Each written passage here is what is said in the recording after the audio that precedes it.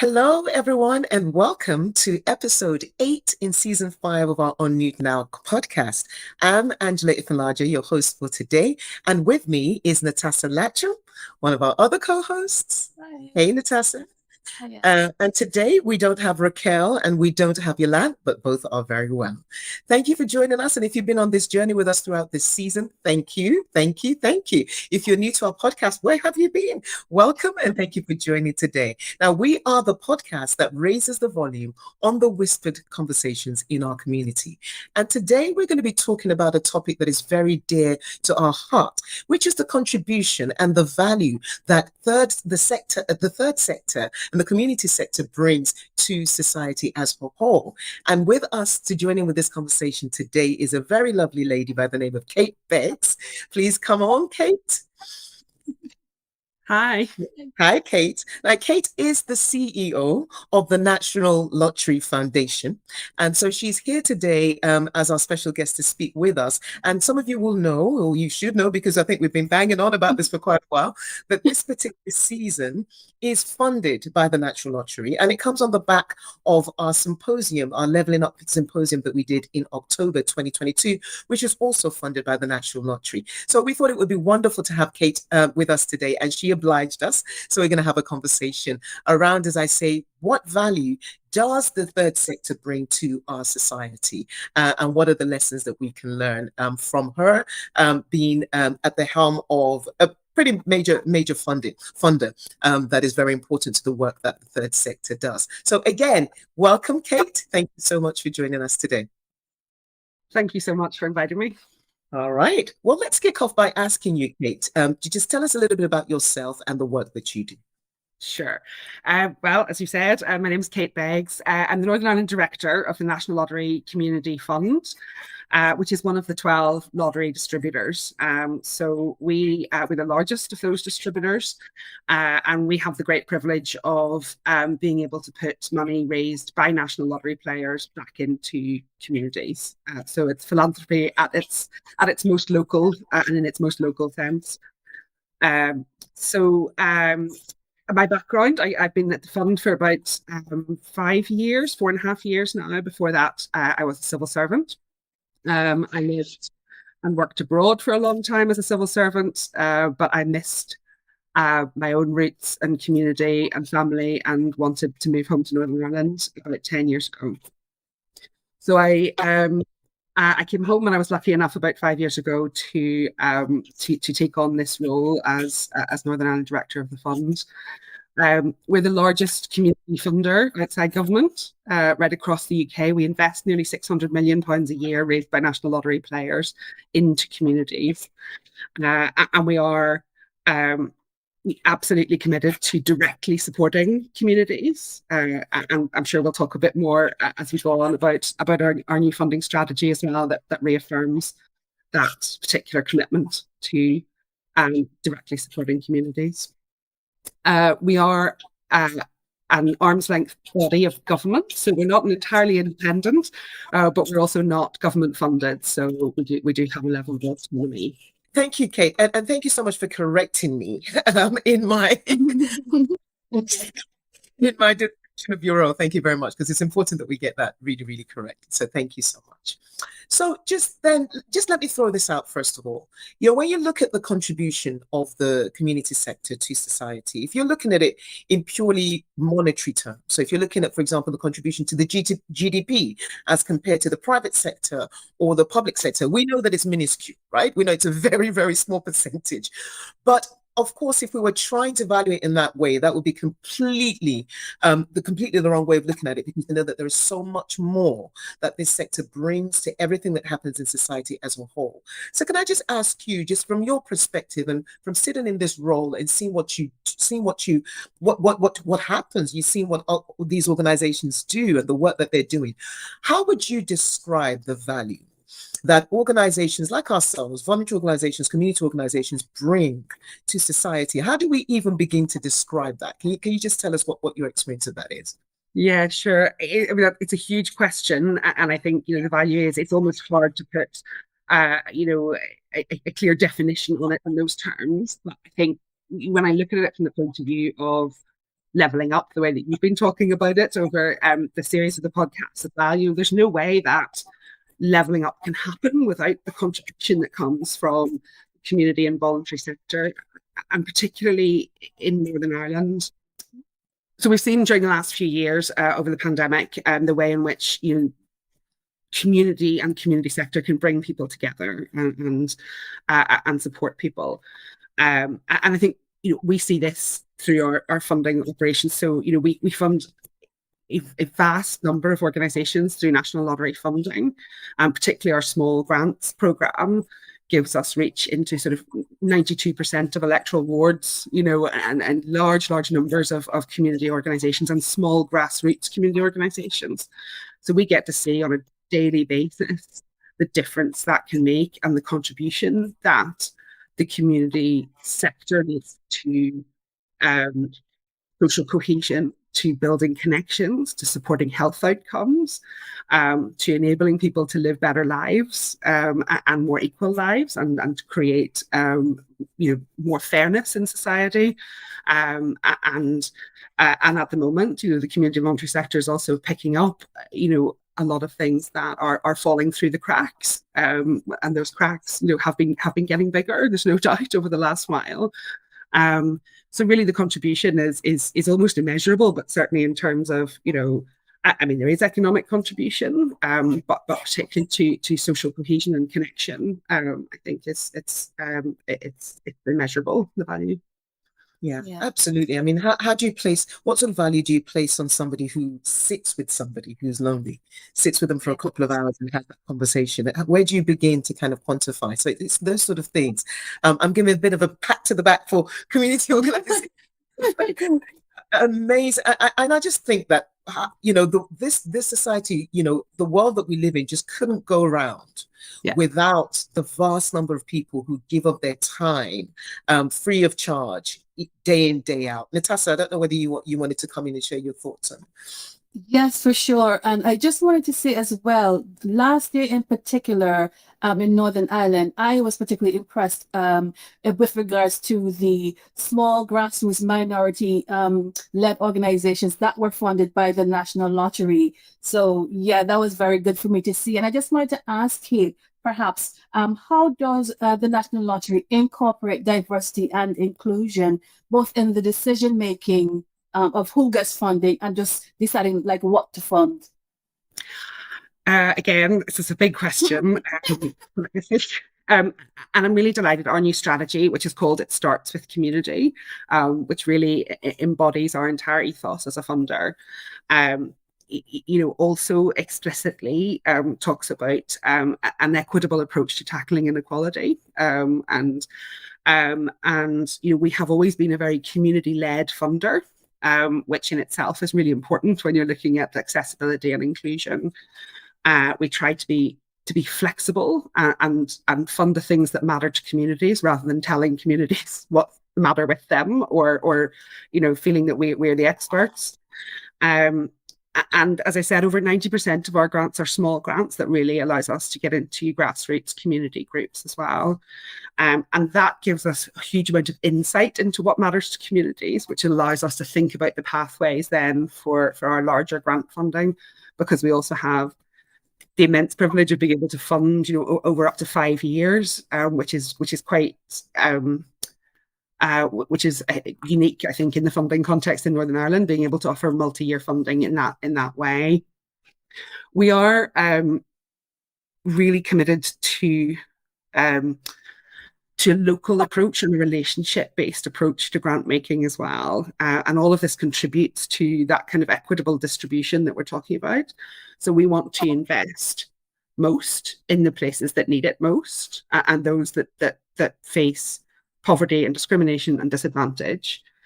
And in order to we're a small team, so in order to understand that as best we can, we're organised into local teams, local grant making teams, in 3 areas in Northern Ireland. So they have their sort of geographical patch, let's say, but that allows them to build insight and relationships and local knowledge, and understand who lives in that community and whether they are accessing National Lottery funding. We would talk about national lottery funding being for everybody, but we also know that it's not always been the case that everybody has felt it was for them. And so we've been working really hard in recent years to try and address that and identify the areas and the people and the groups and the communities who maybe feel it's not for them, and work out what the barriers are that they're facing and how we can start to dismantle them. And a lot of that comes from that relationship-based approach. So you mentioned the program that we ran last year, which was a sort of participatory grant-making program. It was a pilot program, particularly for Black and minority ethnic communities in Northern Ireland. And the reason that we did that was not specifically to ring fence funding, actually, but it was to build relationships, expand our network, and particularly to build our understanding of those barriers that communities were facing, and then try and apply those lessons to our whole funding offer, so that we actually, take our understanding and think, well, actually, how can we make this? We think it's quite simple and light touch and accessible, but we've just been told it's really not. And we need to work harder at that, and we need to work harder at making our grant making accessible. We try to not make decisions based on what's written on an application form, but what we learn through the relationship and the conversations, because that is more important. We're more interested in the difference that an organisation wants to make to their community than how well they can write that down in an application form, which is sometimes one of the biggest barriers. And I think one of the other barriers is often sort of perception, that people feel intimidated. And I think we always try to be really careful about, I think I'm very conscious of the power dynamics that exist between funders and community and people who might want to apply for funding. And we do our best to sort of to level that out. But I think it's not always entirely possible to get rid of that power dynamic. So you have to be conscious of it and try to work with it. And the relationship approach, again, is about talking to people and breaking down those kind of perceptions and the intimidation, and trying to say, look, we just want to have a conversation about what it is you want to do in your community, and we will help and support you to apply to us as well. So those are some of the ways in which we apply that. Yeah, I love what you said there. It's more about, what do you bring to the community, what you bring to the community, rather than how well you can write it on paper. Because I think many times groups do themselves a disservice just because maybe the capacity isn't there. You're too busy actually doing the work to be worrying about how you craft a super duper application form, But I'll come back to that in a moment. But I just wanted to ask you this. Maybe let's turn the tables a little bit.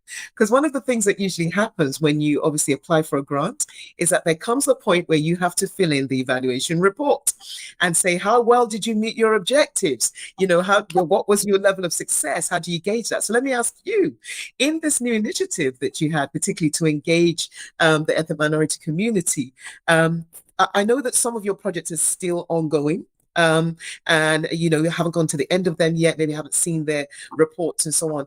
But from your perspective, in what you set out to do as an organization in working this way, how well has that been working for you? Do you think you've met the objectives, you're meeting the objectives that you hope to meet?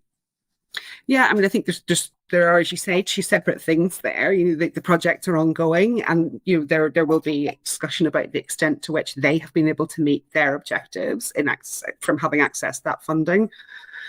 But for me and for us as a fund, as I said, some of our objective was about expanding our own understanding of building connections, building relationships.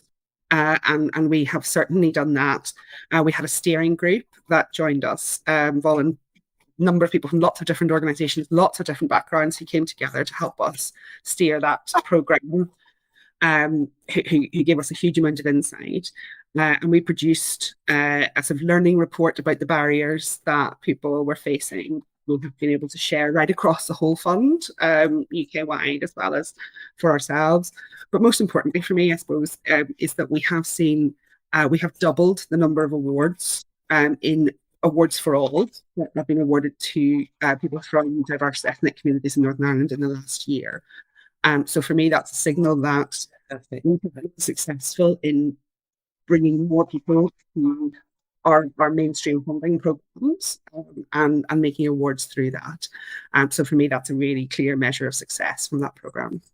Yeah, that's fantastic. And actually that covers something that I was just gonna ask you, because when we talked about the issue of creating awareness and making it more accessible to people, in my experience, and I'm sure yours as well, Natasha, because each one of the Pivot hosts, Kate, we all met within the community. Each one of us was sort of doing stuff as community workers, loosely voluntary, but then kind of met that way. So we all have experience with all the other organizations. And certainly my experience is that I'm part of an organization that we ran a project for years, which was about bringing communities together and intercultural learning and so on. And I remember when we kicked off that project, for the first year, we did everything totally off our own back, funded it all, like free food, art show, showcase, also. And we kind of went through that. And it wasn't until later on that it occurred to us that we might actually be able to get funding for this thing. And I feel like there are many organizations, small grassroots organizations, that are just kind of doing stuff and making it happen off their own backs without maybe being aware of the fact that they may be able to get some support for this. And so I'm glad to hear that this effort actually has increased that uptake from diverse communities. So that's great to hear. And I think it's hugely important. I think some organizations, it's an interesting dilemma about applying for funding. I think sometimes some organizations don't want funding because of some of the things that it brings with them. But you're absolutely right that huge numbers of small volunteer-led community organizations are just doing an awful lot of things. And one of the things I'm really proud of in our new strategy again is that we have sort of 4 community-led missions within that. So we talk about creating more sustainable communities, environmentally sustainable communities. We talk about supporting children and young people and the networks that support them. We talk about healthier communities, but also more connected communities. So very specifically, we talk about, what I suppose we would term social capital, but about creating connections and wanting to support projects that bring people together in those ways, and that is an ambition in itself, an aspiration in itself, an achievement in itself. And we don't want people to have to create shiny projects, under certain titles in order to access some funding, when actually what they want to do is bring people together. And I think the important thing about having a variety of different funding pathways is that you can access small grants still. So our Awards for All, I think most people know Awards for All. Lots and lots of people have accessed it over the years. It's our most recognised product, but it offers up to £10,000. But up to £10,000, people can also access £2,000 or £3,000 or an amount of money that is useful to support their activity without bringing an awful lot of sort of conditions with it. Yeah. And I think that we're also in the next year going to be doubling the amount of money available under Awards for All to £20,000, partly because £10,000 doesn't buy you what £10,000 used to buy you. Say that again. Yeah. People to meet those rising costs as well. But we would still encourage people to be saying, actually, what do we need to do what we're doing? What do we need? Aim for a target to £20,000, but we want to enable people to do those things. So I think that small grants funding is really important in reaching and supporting the kinds of groups that you're talking about, particularly in those community and those leaders in communities that are spending their time and committing so much in their money. And their money, yes. I remember the days of even just buying tea and coffee out of your own pocket. Just for the volunteers and things. And it wasn't for the lack of wanting to do more, it was just resources. Yeah. And you think, if we got this funded, how much more could we really do? How much more of an impact could we really have? But speaking, just to piggyback off of what you were saying in terms of making smaller pots of funding available, I'm thinking about that, especially in terms of smaller organizations and groups. What are some of the common pitfalls do you come across, Kate, when smaller groups are applying for funding, even small pots of funding? What are some of the pitfalls? Yeah, I mean, I think that first of all, I think people think again they have to come in, they have to apply for the maximum amount of money, or that it's going to come a lot of conditions or monitoring requirements. We do really try to keep those things proportionate. So if a group wants to access £2,000 or £3,000, the monitoring that we put on that really has to be proportionate and incredibly light touch to allow them just to do what they need to do with that money. I think sometimes there are perceptions that simply, we can't apply for this, and actually we've been working really hard to sort of tell people that come and talk to us, don't put a whole lot of work into something, and then just to send it, come and talk to us first, tell us what your idea is. And our funding officers will be really able to tell you if that's something that we're likely to be able to support before you put a whole lot of time and effort into it. Because, that, as you said earlier, quite often everybody is far too busy doing the doing to be able to put their minds to some of the issues, that come with applying for funding. And sometimes people deselect themselves from that process, and we want to make sure that people can come to us for smaller pots of money in a manner that's proportionate and enables them, rather than putting more sort of constraints around them. And then I think one of the things that we also want to do is encourage people then to think about the pathways into larger amounts of money as well. And actually, as you say, once you get to the point where you're thinking, oh, what could we do? What things could we do if we had that bit more resource, a bit more investment? The capacity is built in organizations, and there's real scope to do more. How do you enable people to move through different pathways and access more flexible funding, longer term funding? Because longer term funding is what gives people the freedom and the space to do the doing, as you said. It's not. Yes, to spread it out. Yeah. Yeah, and just kind of allows you to take your mind off that struggle and just focus on the work, because you're constantly having to reapply for things. So it just allows your mind to just focus on actually doing the doing. So yeah, that's great. Thank you. And just talking about, we talked about the pitfalls that organizations face sometimes when they are applying, and sort of maybe some of the I don't know, some of the mistakes or whatever that they make, or the wrong thinking that prevents them from applying. But let's talk a little bit about maybe some moral issues that may be there. So, for example, we know that this particular funding, I think you said, was it 600 million that you've distributed through this? So 600 million, so the whole of the National Lottery Community Fund, so right across the United Kingdom, per year, approximately. Right? That's the amount of money that is raised and comes into us. From lottery players, right? From lottery players, yeah. Huge amount of money that is generated across the population, right? And obviously being put to good use. But are there any moral issues behind that maybe some people grapple with? Natasha, I wonder whether you have some thoughts about this.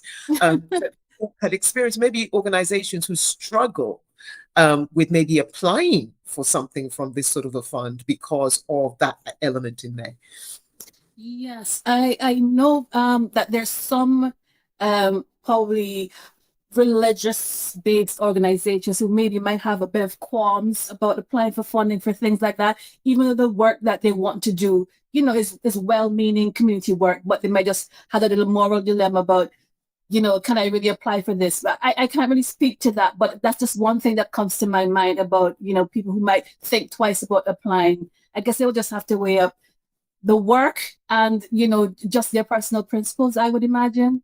Yeah, I think you're right. So, there are certainly groups in Northern Ireland, quite often faith-based groups, who choose not to access National Lottery funding because it comes from the proceeds of gambling.